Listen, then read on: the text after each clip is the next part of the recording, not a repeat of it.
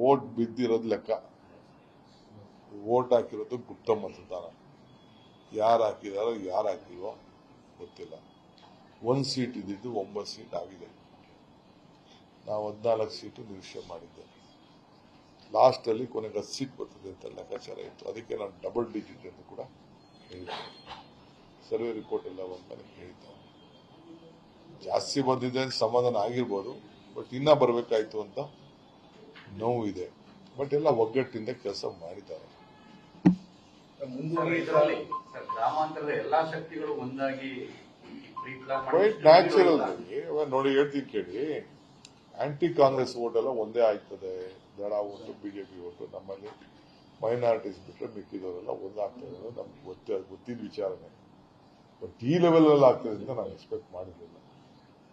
ನಾನು 85ರಲ್ಲಿ ಸೋತವನು. ಅದಾದ್ಮೇಲೆ ನಾನು ಸೋಲ್ ನೋಡಿರ್ಲಿಲ್ಲ. ಹೀಗೆ ಸೋಲ್ ನೋಡಿದ್ದೆ. ಇಲ್ಲಿ ಇದೊಂದು ಪಾಠ. ನ್ಯೂಸ್ ಫಸ್ಟ್ ನಿರ್ಭೀತಿಯಿಂದ ನಿಮ್ಮ ಪರವಾಗಿ.